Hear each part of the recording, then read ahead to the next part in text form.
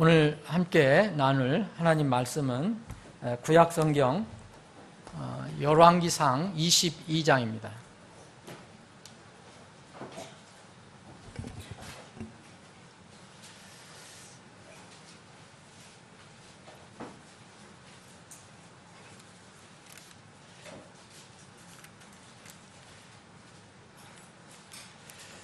열왕기상 22장 1절로부터 36절까지인데 굉장히 깁니다. 이 내용이. 근데 지금 다 읽지 않겠습니다. 열왕기상 22장 1절로부터 36절 이 내용은 같은 구약성경 역대기 하 18장에도 기록이 되어 있는데 약간 다른 이렇게 방향에서 이렇게 기록된 부분이 있어요. 그래서 우리는 오늘 열왕기상 22장 1절부터 36절까지 내용을 살펴보겠습니다. 제가 몇 구절 이렇게 읽으면서 간단히 이렇게 여러분들과 나누면서 말씀을 드리겠습니다.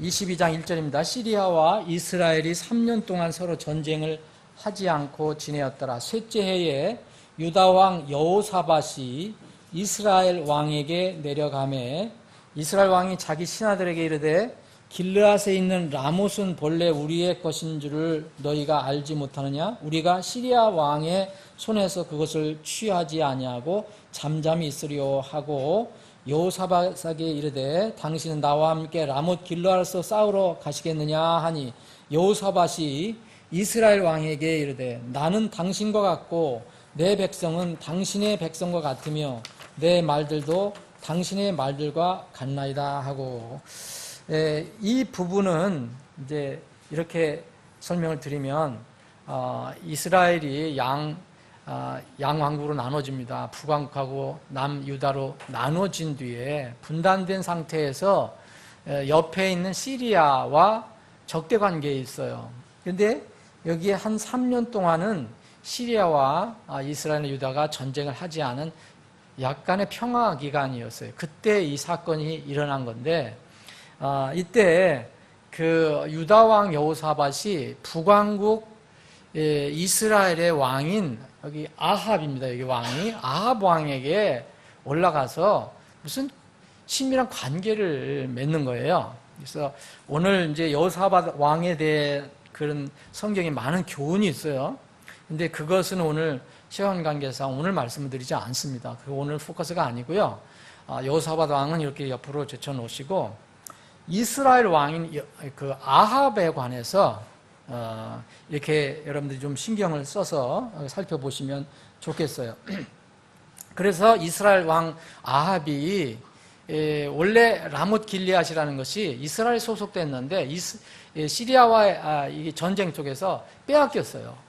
그래서 지금 약간 3년 동안의 전쟁이 일어나지 않고 평화스러운데 이 아합 왕이 저거 우리 땅인데 차지할 것 아니냐라고 백성들이 얘기하고 신하들에게 얘기하고 또 마침 올라온 이 유다 왕 여호사밧에게 같이 전쟁을 하자고 권면하는 내용입니다.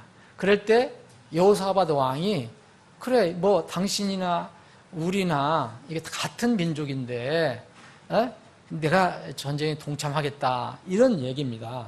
이런 얘기인데, 자, 이제 5절입니다. 여호사밧이 또 이스라엘 왕에게 이르되, 원하건대 오늘 주의 말씀에 여쭈어보소서 하니라. 여호사밧은 선한 왕이에요. 완전한 왕은 아니지만, 그래도 하나님을 따르려고 하는 실수도 많이 하고, 여기 지금 아합 왕과 함께 이렇게 지낸다는 것 자체도 큰 실수를 하는 거예요. 그럼에도 불구하고 선한 왕입니다. 이 선한 왕은 이제 하나님의 늘 하나님 인식해서 이 전쟁하는 것이 옳은 것인지 하나님께 뜻을 구해봐라. 이렇게 그 아합 왕에게 권면을 하는 겁니다. 자, 5절, 6절 이에 이스라엘 왕이 대언자 400명가량을 함께 모으고 그들에게 이르되 내가 라못 길르앗으로 싸우러 가랴 아니면 삼가랴 하니 그들이 이르되 올라가소서 주께서 그것을 왕의 손에 넘겨주시리이다 하매 여호사밧이 이르되 우리가 주께 여쭙고자 하니 이들 말고 이 대언자 400명 말고 여기에 그 하나님의 대언자 없느냐? 없습니까? 없나이까 하매 이스라엘 왕이 아합 왕이 여호사밧 왕에게 유다 왕 여호사밧에게 이르되 아직 이물라의 아들 마가야 한 사람이 있으니 우리가 그를 통해 주께 여쭐 수 있으나 그는 나에 관하여 좋게 대언하지 아니하고 나쁘게 대언함으로 내가 그를 미워하나이다 하매 여호사밧이 이르되 왕은 그런 말씀을 하지 마소서 하니 이에 이스라엘 왕이 관리 하나를 불러 이르되 이물라의 아들 마가야를 속히 여기로 데려오라 하니라. 이스라엘 왕과 유다 왕 여호사밧이 자기들의 의복을 입고 사마리아 성문 입구의 빈 곳에서 각각 자기 왕자에 앉았고 모든 대언자는 그들 앞에서 대언을 하더라. 그나 아나의 아들 시드기야가 자기를 위해 쇠로 뿔들을 만들고 이르되 주가 이같이 말하노라 네가 이것들로 시리아 사람들을 찔러 마침내 그들을 소멸시키리라 하고 모든 대언자도 그와 같이 대언하여 이르기를 라못길르앗으로 올라가 형통하소서. 라못길르앗은 이스라엘이 뺏긴 땅을 지금 찾으려고 올라가는 일에 대해서 물었을 때 대언자들 400명과 이 대언자의 대표인 그나아나의 아들 시드기야, 이 시드기야는 똑같이 대언합니다. 올라가라. 하나님께서 형통하게 해줄 거다라고 지금 이야기하는 겁니다. 자, 모든 대언자도 그와 같이 대언하여 이르기를 라못길라로 올라가 형통하소서. 주께서 그것을 왕의 손에 넘겨주시리다 하더라. 13절입니다. 미가야를 부르러 간 사자가 그에게 말하여 이르되 이제 보소서. 13절, 14절은 같이 한번 읽어보시면 좋겠습니다. 시작합니다.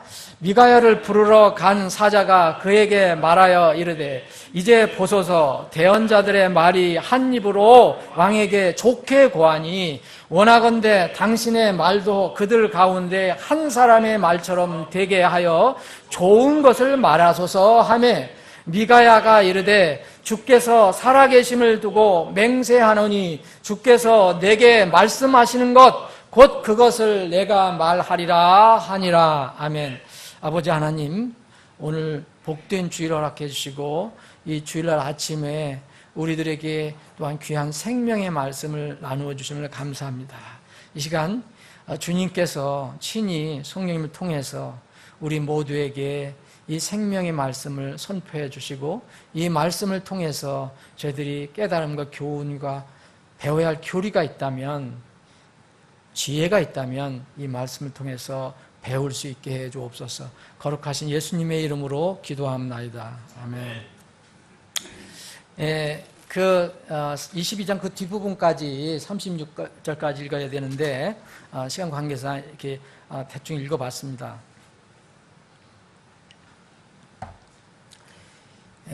오늘 여러분들이 이 말씀을 기억하기 위해서 도움을 드리기 위해서 제목을 말씀드리겠습니다. 400대 1이랍니다. 400대 1. 제목은 400대 1이에요. 여러분 성경 수련회 지난주 월요일부터 수요일까지 성경 수련회를 잘 마쳤는데 오늘 혹시 성경 수련회를 통해서 참석하시는 분들 어떤 소감이나 어떤 결단이 없습니까? 흔들리지 않고 그것을 잘 유지하시기를 바랍니다. 그 성경 수련에서도 잠깐 말씀드렸지만 지금 바벨탑이 다시 세워지는, 무너졌던 바벨탑이 다시 세워지는 그런 시대. 이렇게 세계적인 단일 정부, 세계적인 단일 경제 시스템, 세계적인 단일 종교 시스템이 이렇게 구축되어 가는 그런 시대에 우리가 살고 있습니다. 그건 하나님께 대적하는 일이고 또 거짓, 가짜들의 집합을 말하는 것입니다. 우리 주위에는 지금 거짓, 가짜, 소위 말하면 짝퉁이 넘쳐납니다. 우리가 영적인 눈으로 바라보면 이렇게 분별할 수가 있습니다. 축복은 좋은 것이지만 거짓 축복이 많아요. 그리고 수적으로도 거짓이나 이게 가짜, 짝퉁이 수적으로 진짜보다 훨씬 많습니다. 진짜를 압도해요. 이런 것들이 진리를 괴롭히는 세상이에요. 특히 영적인 세상에서는 말할 것도 없습니다. 우리는 물리적인 세상에서도 살지만 동시에 영적인 세상에 살아요. 그래서 영적인 세상에서는 이런 가짜와 거짓, 짝퉁이 진리를 괴롭히고 공격하고 하는 그런 시대에서 살고 있습니다. 이 사람들은 이 거짓과 가짜 이런 짝퉁은 만약 하나님의 축복을 얘기한다면 그 하나님의 축복을 저주로 얘기하고 또 하나님께서 분명히 심판을 하시겠다는 것을 이제 평안으로 얘기를 해요. 축복으로 이렇게 바꿔서 해석을 합니다. 요새 가짜는 바로 그런 것을 하는 것입니다. 이 시대에 인기 있는 소위 하나님 말씀을 전한다는 대언자들이 많아요. 이들의 언행을 살펴보면 400대 1이라는 것을 심각하게 느낄 수가 있어요. 만약 여러분들이 원치 않는 거지만 예를 듭니다. 가정을 하는 겁니다. 어떤 몸이 아파서 병원에 가서 진찰을 받았는데 어떤 심각한 질병으로 드러났어요. 건강검진을 받아봤는데 심각한 병으로 드러났어요. 그러면 그 의사가 여러분들에게 뭐라고 얘기해 주기를 바랍니까? 의사, 여러분들은 그것을 몰라요. 검사만 받는 것 뿐이죠. 그걸 판단하는 것은 의사예요. 여러 가지 검진을 해보고 나중에 이게 뭐라는 것을 이제 알려주게 되죠. 그럼 여러분들이 그런 상황에 있다면 의사로부터 기대하는 게 뭡니까? 어떻게 해주기를 바라고 있어요? 또 가족들, 당사자가 아닌 가족들은 요새 그래요. 아주 어떤 난치병이 암이 걸리든지 이렇게 하면은 가족들은 그 당사자에게 통보를 하지 않으려고 해요. 그래서 그 당사자는 전혀 그것을 알지 못합니다. 여러분들이 만약 그런 상황이라면 여러분들은 그 의사나 이 사실을 알고 있는 사람이 여러분들에게 어떻게 얘기해 주기를 원하고 있습니까? 이 질병은 신속하게 치료하지 않으면 그리고 스스로 저희가 협조해서 치료하지 않으면 이 근본적으로 이 질병을 물리칠 수 없는 그런 위험한 병인데 여러분들이 그런 경우에 어떻게 하기를 원합니까? 있는 그대로 알려주고 치료를 시작하기를 원합니까? 아니면 그냥 잠시 동안의 마음의 평안을 얻기 위해서 그것을 숨기고 아무것도 아니라고 그냥 괜찮다, 건강할 수 있다라고 그렇게 얘기해 주기를 원합니까? 그런데 여러분들이 그것은 판단하셔야 될 것입니다. 혹시 물리적인 병은 혹시 그럴 수도 있을 수도 있어요. 그런데 이 영혼의 병은 절대 그렇게 해서는 안 됩니다. 몸의 병을 다루고 고치는 사람은 의사지만 영혼의 문제를 다루고 고치는 사람은 하나님의 말씀을 대언하는 사람들이에요. 우리가 복음 전도를 하는 거 오늘도 이제 전도를 하게 되는데 이 우리가 하는 목적은요. 그 사람들의 마음의 병, 이게 몸의 병 이런 것들을 치료해 줄 수 없어요. 죄병을 어떻게든지 이렇게 알려주고 그것을 치료하게 인도해 주는 거예요. 그게 우리가 하는 일입니다. 그런데 하나님 말씀을 전하는 사람을 대언자, 설교자라고 하는데 대언자, 설교자는 어떻게 할 것인가? 주님은 유일한 완전한 의사세요. 그분 외에는 완전한 의사가 없습니다. 지상에 수많은 의사가 있어도 완전하고 유일한 의사는 그분뿐입니다. 주님은 누구를 고쳐주셨습니까? 주님은 모든 사람을 고쳐줄 수 있는 분이지만 자기 스스로 영적인 병을 가지고 있다, 죄를 가지고 있다, 나는 문제가 있다라고 예수님께 나오는 사람들만, 자기가 병들었다는 것을 고백하는 사람들만 고쳐주셨어요. 아니 멀쩡하다고, 나는 병이 있는데도 나는 멀쩡하다고 해서 주님께 나오지 않는데 그걸 어떻게 고쳐주십니까? 주님께서는 분명하게 이렇게 말씀하셨어요. 나는 온전한 자, 그러니까 건강한 자를 부르러 온 것이 아니다. 병든 자를 위해서 왔다.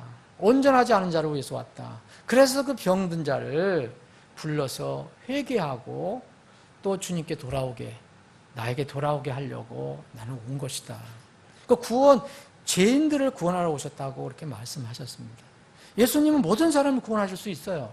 그런데 그 사람의 심령이 나는 병이 없습니다 라고 하는 사람은 주님께서 타취하시지 않습니다. 예수님께서 오신 것은 이름 자체가 예수라는 것은 구원자라는 겁니다. 이는 그가 자기 백성을 그들의 죄들에서 구원할 것이기 때문이다 그랬어요. 그래서 그 이름 자체를 그렇게 육신의 부모에게 그렇게 지으라고 얘기를 했어요. 요셉에게. 너의 아내가 그녀가 아들 낳으리니 너는 그의 이름을 예수라 하라 라고 지었어요. 하라고 했어요. 죄병을 완전하게 치료해 줄 수 있는 것은 예수님의 입에서 나오는 말씀밖에 없습니다. 세상에 무슨 질병이든 약, 수술 이런 방법을 통해서 병의 근원을 다루어야 되는 거죠. 세상 병도 그래요. 그냥 근원적으로 무슨 문제가 있는데 그냥 겉으로 드러나는 것만 가지고 만날 치료해봐야 효과가 없는 거죠. 지금 몸에는 당뇨 때문에 이 몸의 안에 있는 당뇨 때문에 겉에 이런 여러 가지 증상이 나오는데 만날 나는 무릎이 아프다고 고혈압이다 또 관절이 아프다 그래서 그 약만 투입해서는 절대 근본적으로 치료가 안 되는 거죠. 근원이 뭔가를 알고 그 문제를 다뤄야 됩니다. 여러분 죄의 병은 대단히 부정적으로 성경은 이야기하고 있어요. 기분이 좋은 것이 아닙니다. 이건. 그럼에도 불구하고 그 병은 근원을 수술해서 드러내야 치료를 받을 수 있어요. 겉만 치료하는 것은 낭비입니다. 허비입니다. 잠깐 덮어가는 것은 근원적인 치료가 되지 않아요. 오늘 아침에 성경 공부 시간에도 말씀드렸지만 이 회개 문제는 근원적으로 다뤄야 됩니다. 근원적으로 다룬 사람이 삶 속에서 생활 속에서 회개도 할 수 있는 거지 근원적으로 이 회개 일생일 때 단 한 번 죄 문제, 구원 문제를 위한 회개를 하지 않은 사람이 날마다 삶 속에서 회개해도 그건 아무 의미가 없는 거예요. 모래 위에 누각을 짓는 거예요. 세상의 질병은 혹시 겉만 이렇게 치료해도 속에 있는 것들이 더 악화되지는 않는지 모르지만은 죄병은요 절대 그렇게 해서는 안 됩니다. 근원을 치료해야 돼요. 근원을. 마가복음 5장에 보면 12의 혈루증 앓는 여인이 이야기가 나와요. 그 여인은 모든 것을 다 잃어버렸어요. 몸에 그런 어려움이 있으면요 돈이 안 보여요. 사실 여러분 지금 건강할 때는 돈이 보이지만 돈을 아끼고 때로는 인색하려고 하고 그러지만 딱 몸에 병이 들면요 돈이 안 보입니다. 얼마를 들여서라도 그걸 고치려고 하는 게 사람의 심정이에요. 마가복음 5장에 있는 그 여인은 재산이 좀 있었던 여인이었을 거예요. 그런데 이 여인은 병이 들었어요. 몸에서 혈루증이 생겼어요. 그러니까 이유 없이 자꾸 몸 어느 부분에서 자꾸 피가 나오는 병이에요. 이 병을 치료하기 위해서 그 당시 온갖 의원들 다 찾아다녔어요. 별별이 다 했어요. 지금 말하면 양약, 한약 다 썼을 거예요. 유명한 양의사, 한의사 다 찾아다녔을 거예요. 그런데도 조금도 좋아지지 않았어요. 몸 어떤 부분에서 피가 올라오는 거, 자꾸 나오는 거. 그래서 마가복음 5장에 보면 12년 동안이나 알았으니까 여러분 재산을 얼마나 탕진했겠습니까? 12년 동안 앓고 있었으면. 그것도 원인도 어디서 제대로 찾지도 못하는 그런 얼마나 돈을 많이 썼겠어요. 그래서 성경을 보면 12해 동안 혈루증을 앓던 여인이 그녀가 많은 의사에게 많은 일들로 고통을 받고 가진 것도 다 허비하였으나 그랬어요. 가진 것 다 허비하였다. 그런데도 조금도 좋아지지 아니하고 도리어 더 심해지던 차에 그랬어요. 마가복음 5장 25, 26절의 말씀입니다. 이런 상황에서 이 여인은 예수님에 대한 소문을 듣고 예수님께 다가가게 된 거죠. 저분은 나를 근원적으로 치료해 줄 수 있다. 그렇게 믿고 저분이 가장 유일한 의사다 믿고 그분의 옷을 붙들고 거기서 나오는 능력으로 이제 치료를 받습니다. 그런데 그렇게 됐을 때 그분의 옷에만 손을 대도 내가 온전하게 되리라 그렇게 했을 때 믿음으로 그것을 잡았을 때 이 성경은 뭐라 하냐면 마가복음 5장 29절에 보면 그녀의 피 나오는 근원이 말랐다 이렇게 나와 있습니다. 피 근원이 말랐다. 그래서 자기도 느끼게 된 거죠. 내가 이제 병이 나았다. 이 여인은 근원적인 병을 치료받았습니다. 이건 물론 이때에 혈루증을 치료받은 거지만 영적으로 예수님을 만나서 근본적인 죄병을 치료받는 좋은 그런 이야기입니다. 근원적으로 치료를 받아야 한다. 근원적으로. 예수님께서는 이 인간의 죄에 대해서 아주 신랄하게 말씀하셨어요. 하나님은 우리 인간의 죄에 대해서 우리 가지고 있는 성경은 우리의 죄에 대해서 매우 부정적이고 신랄하게 얘기합니다. 더럽고 누추하다. 이건 아무것도 할 수가 없다. 우리 인간이 이 죄병 가지고 있는 사람들이 무슨 의를 이루려고 해도 아무 소용이 없다. 그 치료는 믿음으로 복음을 받아들이는 길밖에 없다. 죄병이 근원이 말라지는 것은 바로 복음이다. 하나님의 말씀이다. 그래서 치료제는 여러분들이 그런 말을 많이 들어보셨겠지만 구약과 신약이다. 이야기에는 없어요. 베드로전서 1장 23절에 보면 너희가 다시 태어난 것은 썩을 씨에서 난 것이 아니요 썩지 않을 씨에서 난 것이니 살아있고 영원히 거하는 하나님의 말씀으로 된 것이라 했어요. 어떻게 거듭납니까? 거듭난다는 것은 죄에서 완전히 이제 해방받았다는 거죠. 죄의 문제를 해결받았다는 거예요. 그건 말씀이면 안 돼요. 구약, 신약 이 말씀밖에 안 돼요. 이 약으로밖에는 해결되지 않습니다. 죄의 싹신 사망 문제를 이걸로 해결받는 거예요. 이건 예수 그리스도 통해서만 해결받을 수 있습니다. 죄의 싹신 사망이나 하나님의 선물은 그리스도 예수 우리 주를 통한 영원한 생명이니라. 자, 죄의 싹신 사망이에요.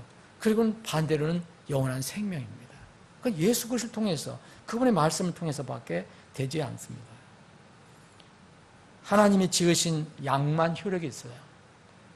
사람들이 지은 약은 효력이 없어요. 그래서 그 여인은 12년 동안에 가산을 탕진했어도 아무 효과를 얻지 못한 겁니다.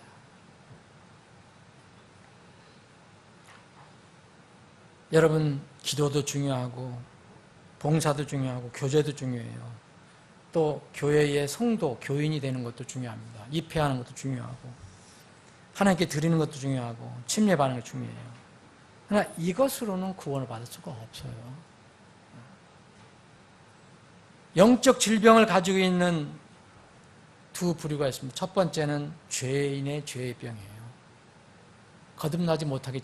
거듭나기 전에 죄인이 가지고 있는 죄병입니다.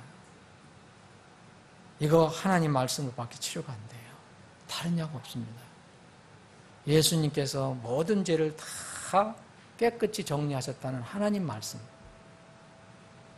또 하나님의 자녀들도 죄병을 가지고 있어요. 지옥으로 가는 죄는 아니지만 아버지의 관계를 늘 힘들게 하는 그런 죄병이 있어요. 이거 다 치료받아야 돼요.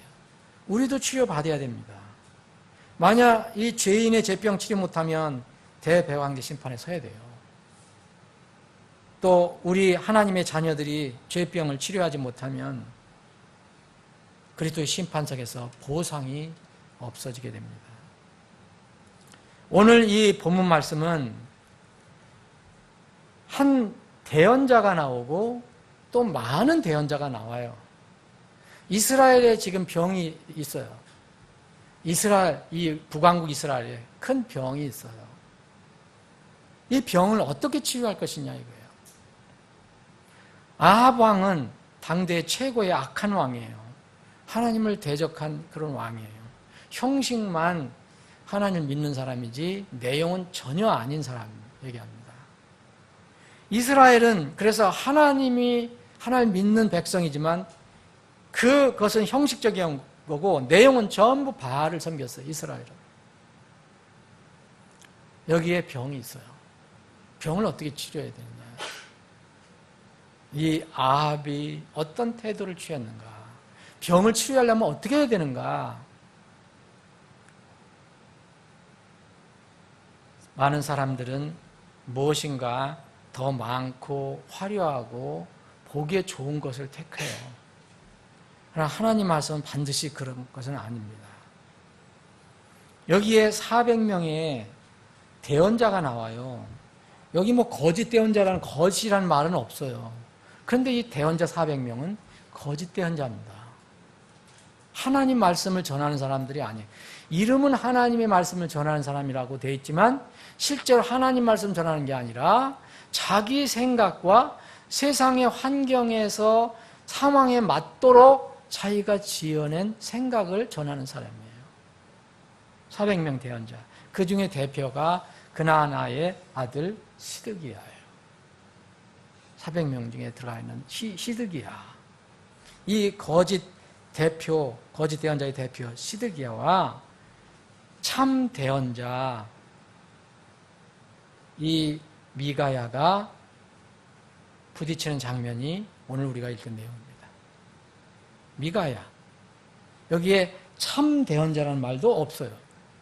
근데 미가야는 내가 하나님께서 나에게 상황이 어떠든 간에 하나님께서 나에게 말씀하시는 것 그것만은 내가 말하겠다.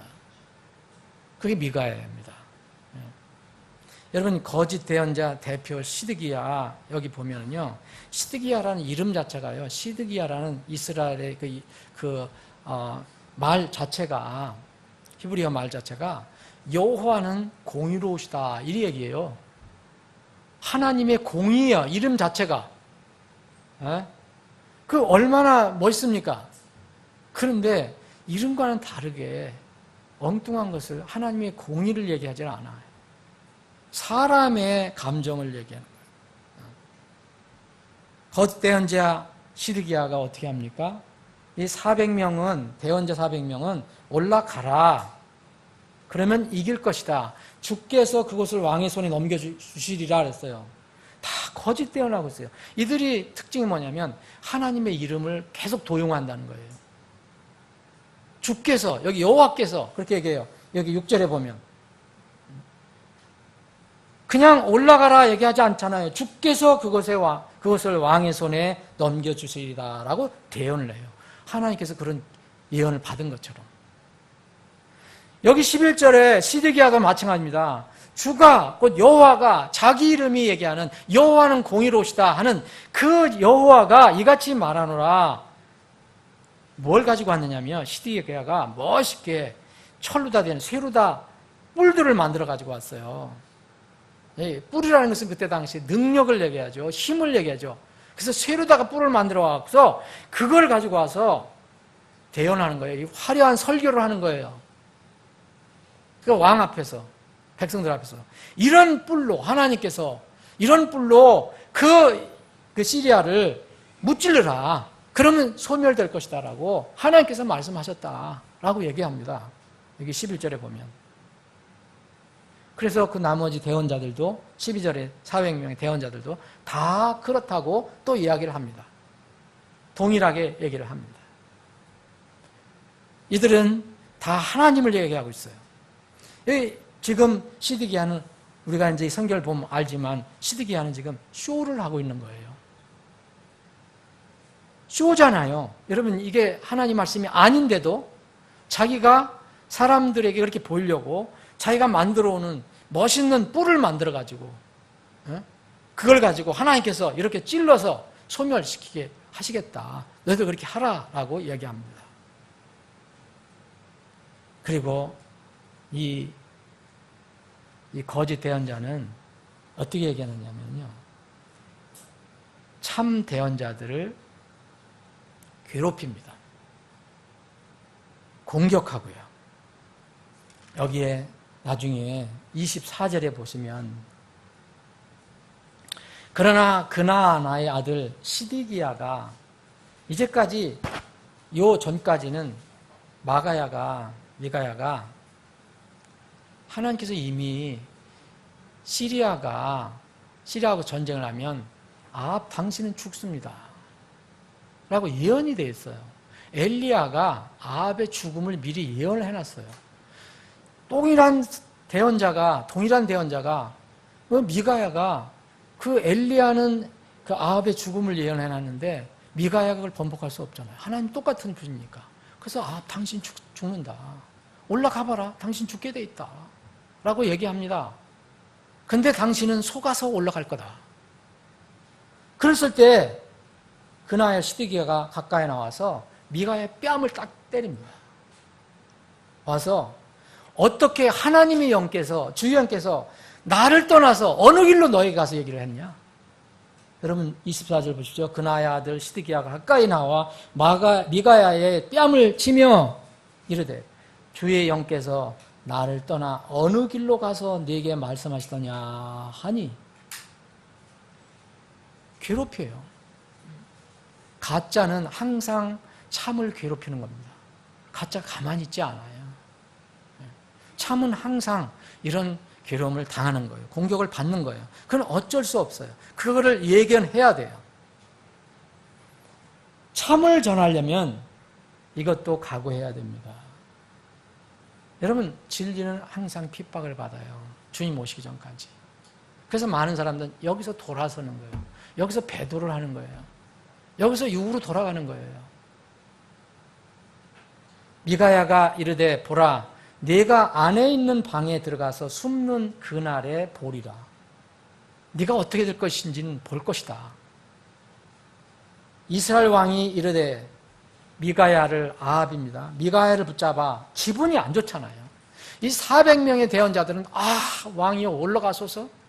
왕이 올라가시면 모든 것이 이게 형통하게 될 것이고 시리아를 묻히게 되실 것이고 이렇게 됐는데 기분이 좋잖아요. 자기가 그렇게 하려고 했는데 근데 이 딱 이제 어떤 대언자가 정말 눈에 가시처럼 맨날 바른 말만 하는 거예요.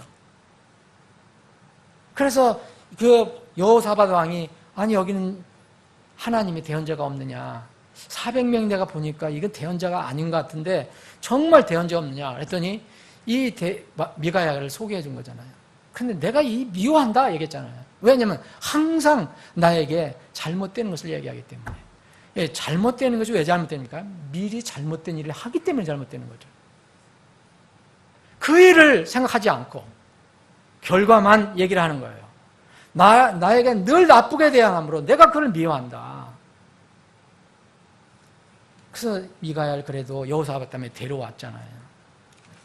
이 미가야는 거기서 바른 말을 하는 겁니다. 하나님이 말하라 하는 것을 그대로 가감없이 전해요. 그러니까 그 아합 왕이 기분이 나빠요. 그래서 이 시드기야는 와서 뺨까지 때립니다. 내가 진짜 대언자고 너는 가짜인데 이렇게 얘기를 하는 거죠. 근데 곧 이제 드러나게 됩니다. 이 아합 왕이 미가야를 붙잡아서 감옥에 가둡니다.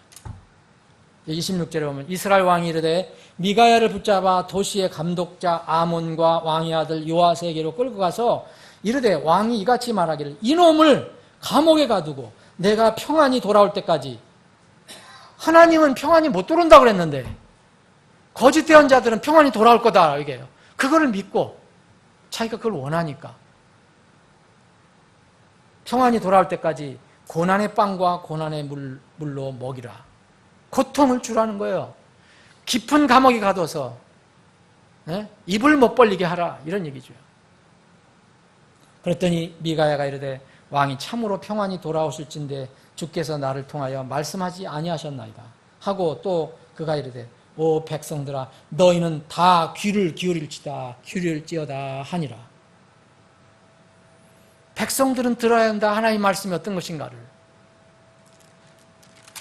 지금 400대 1에 지금 상황이 벌어지고 있습니다. 여러분 진리를 정말 따른다면 이거를 예상해야 합니다. 여러분들 진리를 따르는데 늘 평안하고 늘 세상 사람이 박수치고 세상 사람들이 좋아하고 그렇지는 않아요. 물론 여러분들의 선행이나 여러분들의 바른 행동을 통해서는 세상 사람들도 인정을 받아야 되지만 하나님 말씀, 진리 그것을 얘기할 때는 분명히 세상은 그것을 싫어해요. 좋아할 리가 없어요. 예수님만 길이다. 그 세상 사람이 좋아합니까? 기독교 안에서도 좋아하지 않는데 요새는 다른 종교와 다 잘 친하게 지내야 된다라고 하는 것이 기독교인데 동성애 절대가 하나님의 재앙이다. 하나님 심판거리다. 누가 좋아합니까 요새? 욕을 먹게 되고 때로는 앞으로 어떻게 될지 몰라요. 감옥에 들어갈지도 몰라요.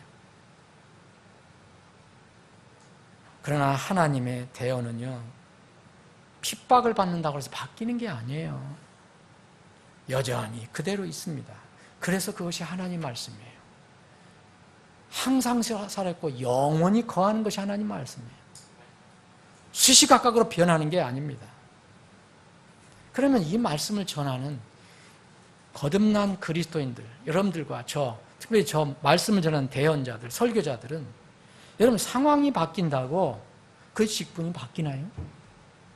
그리스도인들이 받은 사명이 상황이 바뀐다고 바뀝니까?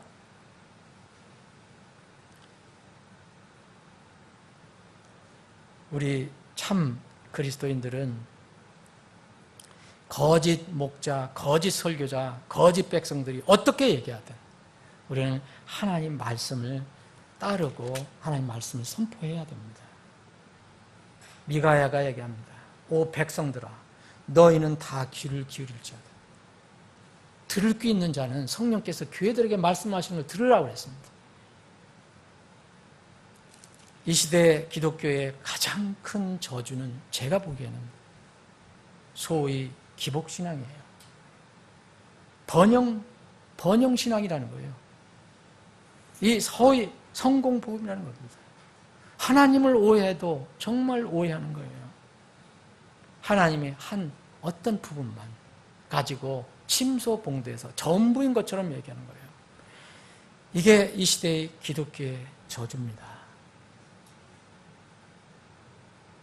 이 시대의 기독교의 저주와 축복은 뒤바뀌어 있어요. 지금 전형적인 넓은 문, 넓은 길이 이 시대의 기독교의 축복인 것처럼 보이지만 결국은 저주입니다.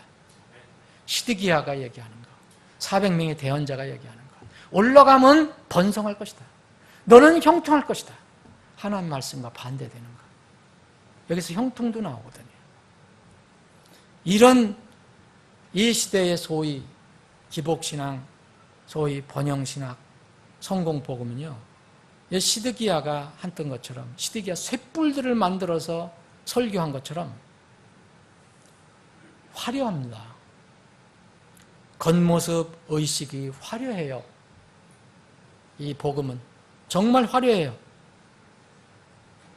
여러분 갈멜산에 이 엘리야 대언자, 딱 한 사람의 대언자와 수백 명의 바알 대언자하고 대항이 됐습니다. 누가 참 하나님이냐를 증명하기 위해서. 갈멜산에 450명의 바알 대언자들의 그 의식을 여러분들 한번 생각해 보세요. 화려합니다. 얼마나 화려합니까? 온갖 춤, 노래 다 하고 나중에는 자기를 자해하는 그런 의식까지 합니다. 화려합니다. 보기에 참 멋있어 보이기도 해요. 현대의 로마 카톨릭, 이교 종교, 기독교에 죽어있는 대형 교회들 보십시오. 특징이 화려한 거예요. 의식이 화려하고 창대해 보이고 웅장해 보이고 전형적인 넓은 문과 넓은 길입니다. 400명이 얘기한 것이에요. 여기에 400명이 얘기하는 것은 올라가소서. 그러면 형통할 것이다 라고 얘기합니다. 12절 보면 모든 대언자도 그와 같이 대하나 이르되 라못 길라로 올라가 형통하소서. 주께서 그것을 왕의 손에 넘겨주시리이다. 두 번째는요, 이 시대에 이런 설교, 이런 복음은 메시 자체가 달콤해요. 기분 상하는 것이 하나도 없어요. 곧 평안을 강조하는데, 평안 좋아하지 않는 사람이 있습니까? 그런데 그게 거짓 평안이에요.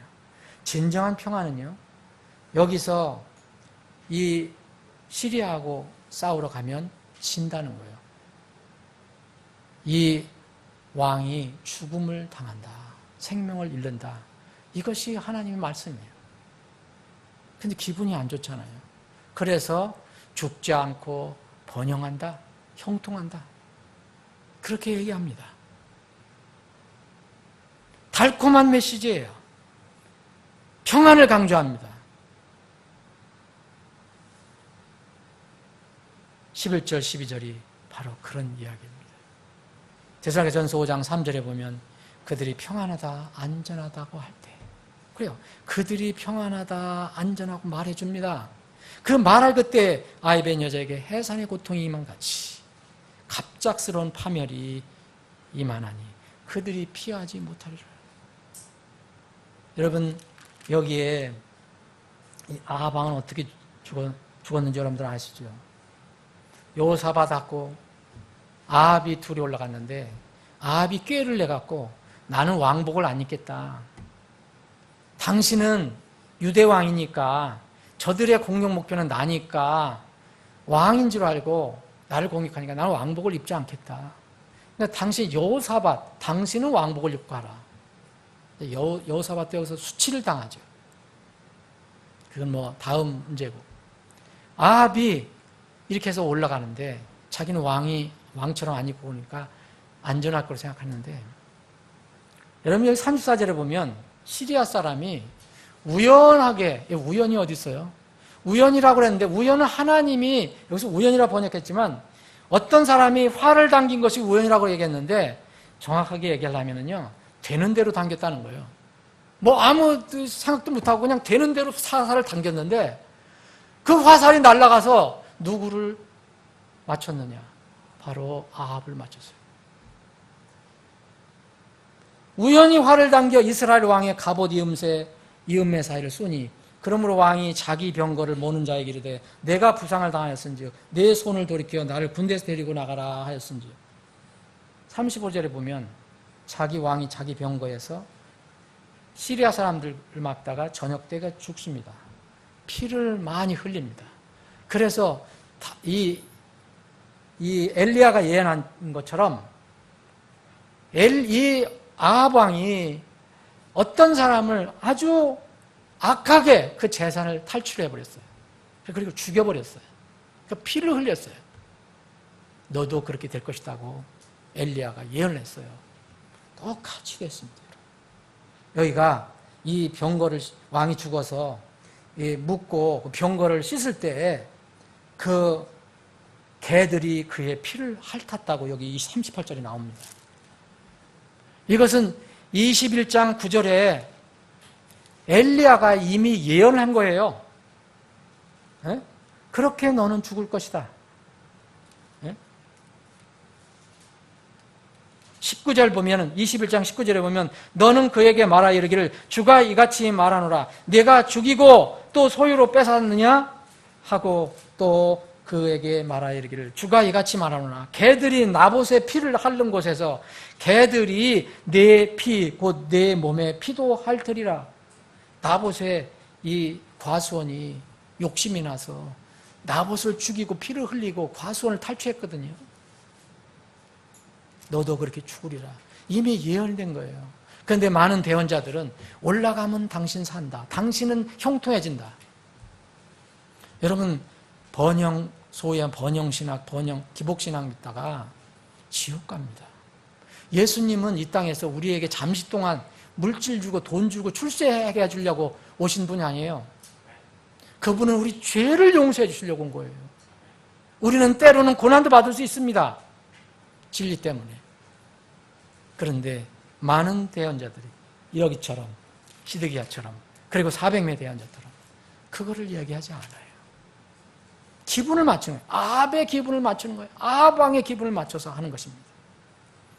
자, 전형적인 이러한 이 넓은 문과 넓은 길의 전형적인 모습은 겉모습과 의식이 화려하다는 것. 두 번째는 달콤한 메시지, 거짓 평안을 강조한다는 거예요. 세 번째는요, 대중의 인기가 있어요. 대중의 인기. 수가 많고 규모가 큽니다. 미국의 10대 교회라는 어떤 그 다큐멘터리가 있어서 한번 봤습니다. 제가 10대 교회 다 모르는데 몇 개 교회는 알고 있는 거예요. 그 교회는 복음을 다 변질시킨 복음. 예수님이 얘기하지만 예수님 이외에도 다른 사람은 다른 길이 있다라고 얘기해요. 그런 복음을 전하는 거예요. 그런 교회들이에요. 그런 교회들이 1등서부터 10등까지 다 들어가 있어요. 여러분, 많은 사람들이 수만 명이 모여요. 인기 있습니다. 화려합니다. 가서 편합니다. 뭔가 멋있어 보입니다. 여러분, 아합의 대언자 400명 화려했습니다. 그들 대표는 시드기야, 정말 화려했어요. 그런데 하나님 대언자 미가야는 우리가 보면 정말 업신여길 정도로 볼품이 없었어요.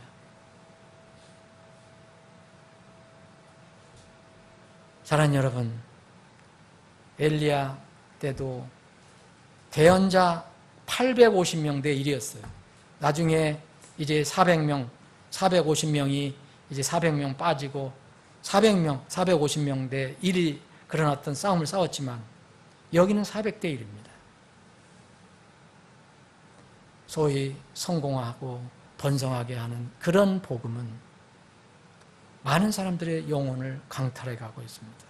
시드기야와 같은 거짓 대언자들이 주로 사용하는 이게 미혹의 도구입니다. 눈을 크게 떠야 합니다. 말씀과 다른 것은 버려야 합니다. 말씀을 정리하겠습니다. 하나님의 공의는 변하지 않습니다.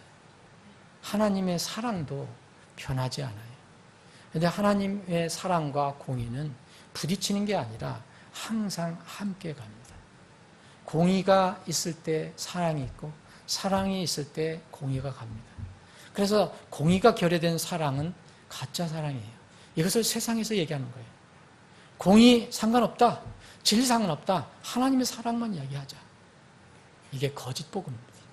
시드기야가 전하는 겁니다. 거짓 400명의 대언자가 전하는 거예요. 바알 대언자가 전하는 거예요. 그러나 분명히 미가야가 전하는 것은, 엘리야가 전하는 것은, 목숨을 걸고 목숨을 잃어버려도 전하는 것은 하나님은 사랑이시되 공의를 집행하시는 분이다. 공의가 있기 때문에 사랑이 있는 것입니다. 사랑이 있기 때문에 또 공의가 있습니다. 그래서 하나님의 공의를 깨달은 사람들은 하나님의 사랑으로 나오면 누구든지 구원을 받을 수 있는 거예요. 거기에는 사랑의 길이 있어요. 그런데 그 길은 인간의 사랑의 길이 아니에요. 하나님의 거룩한 공의의 길입니다. 세상에 거짓, 가짜가 지금 넘치고 있습니다. 우리가 경험하고 있는 세상 사람들은 물리적인 세상에서만 밖에 살지 않지만 우리는 다 영적인 세계를 지금 바라보고 있어요. 우리는 영적인 세계에서는 이런 것들이 더 넘칩니다. 신앙과 관련된 것들 중에서 여러분들의 눈과 귀를 즐겁게 하는 것들이 얼마나 많은지 모릅니다. 하나님 말씀보다도 진리보다도 여러분들의 기분을 맞춰주는 것들이 얼마나 많은지 모릅니다. 이것들을 주의해야 합니다. 이것이 시드기야가 번영할 것이다. 성공할 것이다. 형통할 것이다. 거짓 대언자들이 얘기하는 것입니다. 현대판 아합 왕과 같은 교인들이 많습니다. 아합 왕은 뭘 얘기합니까? 싫은 거는, 자기 기분에 싫은 것은 철저히 배척하고 죽이고 가두고 괴롭혔어요. 그런데 자기 기분에 맞는 사람들은 400명이나 자기 녹을 먹이면서 거느리고 있었어요. 여러분, 디모데후서 4장에 보면은 어떤 사람들의 귀에 대해서 여기 또 한번 말씀을 드렸습니다. 여러분들의 귀가 정말 어떤 귀가 되어야 하는지 잘 생각해 봐야 됩니다. 디모데후서 4장 3절에 때가 이르르니 그들이 건전한 교리를 견디지 못하여 귀가 가려워. 아합은 바로 귀가 가려워서 미가야를 말씀을 듣기 싫어하고 엉뚱한 선생들을 쌓아두었어요. 400명이나 쌓아두었어요. 한 명의 교사도 있으면 그를 살릴 수 있는데 그 말을 듣기 싫어서 귀가 가려워서 자기 욕심대로 자기를 위해 선생들을 쌓아뒀어요. 한 명이 아니야. 선생들을 쌓아둔 것입니다. 그리고 진리로부터 귀를 돌이켜 꾸며낸 이야기들로 돌아섰습니다. 여러분 분명히 생각을 해보십시오. 아합 왕과 그 이스라엘 백성에게는 거짓 대언자들도 있었지만 또 옆에 동시에 아주 소수의 참 대언자들이 있었어요. 그런데 그들은 거짓 대언자를 택한 것입니다. 넓은 길을 택한 것입니다. 넓은 문을 택한 것입니다. 여러분, 우리가 주의할 것은 교인이 되지 말라. 먼저 교인이 되려고 하지 마라. 여러분, 서울제일침례교회 교인이 되려고 하지 마라. 하나님의 자녀, 성도가 먼저 돼야 한다. 그리고 나서 교회의 멤버가 되는 겁니다. 여러분, 주의할 것이 시드기야의 영적인 쇼에 속지 마세요. 이게 지금 넘쳐 있습니다. 그리고 육신의 귀를 즐겁게 하는 말만 찾는 가려운 귀, 바로 아합이 가지고 있는 이런 귀, 여러분들 조심해야 합니다. 내가 귀가 어떤 귀인가? 하나님 말씀을 얘기하면 기분이 나쁘고, 또 좋은 얘기만 하면, 세상적 좋은 얘기하면 기분이 좋아지고, 이거는 분명히 아합의 귀를 가지고 있는 거예요. 여러분의 영적인 상태는 어떠합니까? 기도하시겠습니다.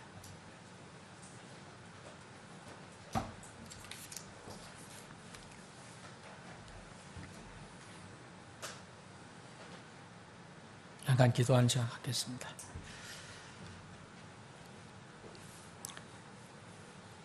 오늘 본문에서 22절, 23절에 보면 소위 하면 난해 구절이라는 게 나와 있어요. 근데 이건 난해 구절이 아닙니다. 이건 절대 주권의 하나님이 어떻게 공의롭게 심판하시는 것을 보여주시기 위한 것이에요. 모든 피조물은 그분의 목적에 따라서 존재할 수밖에 없습니다.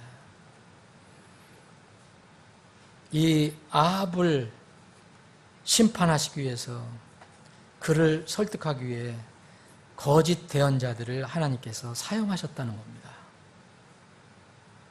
주께서는 자신을 위하여 모든 것을 만드셨나니 참으로 사악한 자도 악한 나를 위하여 만드셨나이다 라는 말씀이 있습니다. 우리 피조물은 하나님이 하신 일을 모두 알지 못합니다. 하나님께서 거짓말하는 영을 왕의 입에 넣으셨다는 것은 아합을 아무 이유 없이 그렇게 심판하신 게 아니라, 아합 왕은 진리의 하나님으로부터 오는 충고의 말씀과 경고의 말씀, 권면의 말씀은 수없이 들었는데도 그것을 거절했습니다.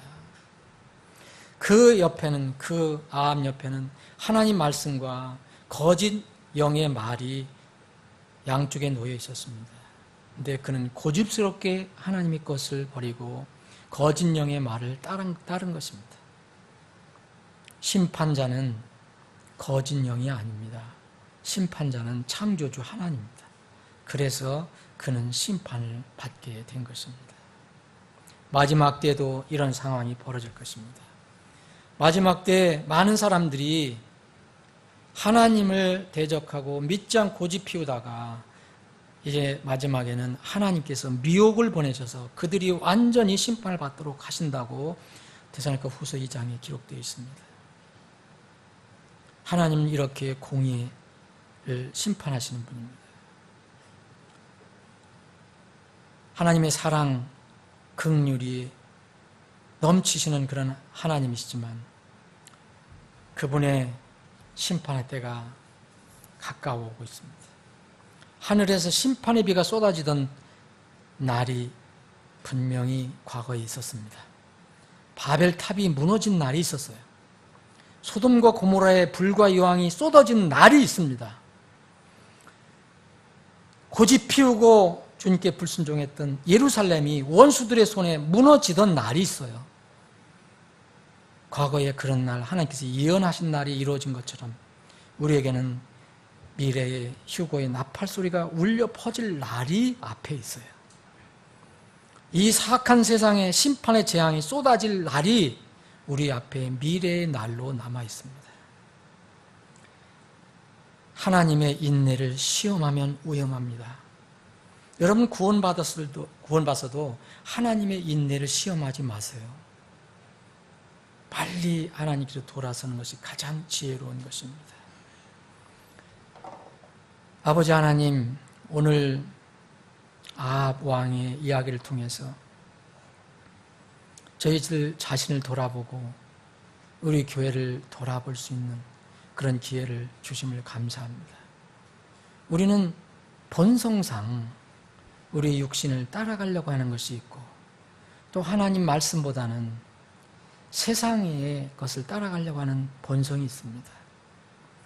하나님 말씀을 불편하게 여기고 거치장스러운 것으로 여기려고 하는 마음이 있습니다.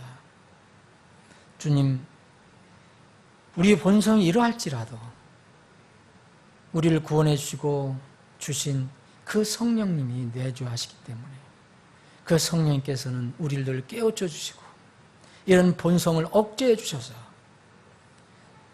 세상에서 불편하고 세상에서 때로는 어려움을 당할지라도 하나님의 진리의 말씀을 따라 꾸준히 변하지 않고 흔들리지 않고 굳건히 나아갈 수 있는 저희들이 되게 해 주옵소서. 지금 이 세상에는 시드기야와 400명의 거짓 대언자들이 요란하고 화려하게 말씀을 전하는 것처럼 많은 사람들을 미혹하고 멸망으로 이끌어가는 그런 사례가 많습니다. 주님, 우리에게 눈을 뜨게 하시고 우리가 도울 수 있는 주위에 있는 그런 혼들이 있다면 그들을 말씀으로 도울 수 있는 준비도 하게 해 주옵소서. 거룩하신 예수님의 이름으로 기도합나이다. 아멘.